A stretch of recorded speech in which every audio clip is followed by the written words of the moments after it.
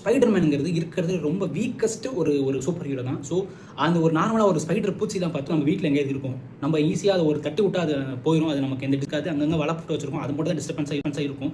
So இவ்வளோ அந்த spider கிடைச்சதுக்கப்புறம் அவனுக்கு ஒரு பவர் கிடச்சி அவன் அதை எப்படி ஸ்மார்ட்டாக பண்ணுறாங்கிறத அதை ஒரு காமிக்லாம் பண்ணி நிறையா பண்ணியிருக்காங்க. இந்த மாதிரி ஒரு ஸ்பைடர்மேனை நமக்கு ஏன் இவ்வளோ பிடிக்க ஆரம்பிச்சிச்சுங்கிறதுக்கு காரணம் என்னன்னா ஒன்றுமே இல்லை, அது ரொம்ப ரிலேட்டபிளாக இருக்கிறது தான் அது கூட காரணம் நான் நினைக்கிறேன். ஏன்னா அவனை பொறுத்தவரை லவ் ஒழுங்காக செட் ஆகாது. கேர்ள் ஃப்ரெண்டை இவனை லவ் பண்ணலாம் வேணாமுங்கிற தயக்கத்திலேயே இருப்பா. ஏன்னா இவனுக்கு ஒரு நல்ல ஜாப், இவனுக்கு ஒரு நல்ல பேக்ரவுண்டும் கிடையாது. சூப்பர் ஹீரோவோட நம்ம எப்போதும் நம்ம கனெக்ட் பண்ணவே முடியாது. சூப்பர்மேனாக இருக்கட்டும், இப்போ ஒரு பெரிய ஒரு பேட்மேனாக இருக்கட்டும், ஸோ இவங்களோட நம்ம கனெக்டே பண்ண முடியாது. ஏன்னா இவங்கெல்லாம் பில்லியனர்ஸாக இருப்பாங்க, ஒருத்தன் காடாக இருப்பான், ஒருத்தன் ஏலியனாக இருப்பான்.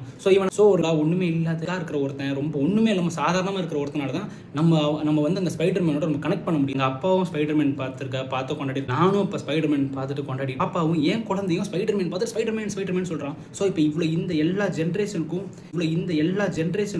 இந்த ஸ்பைடர்மேனை கனெக்ட் பண்ணுறதுமேனோட அந்த ரிலேட்டபிளான அந்த இவ்வளோ நிறைய ஸ்பைடர்மேன் வந்திருக்காங்க. இவ்வளோ உங்களுக்கு பிடிச்ச ஸ்பைடர்மேன் என்னங்கிறத கீழே கமெண்ட் பண்ணுங்கள்.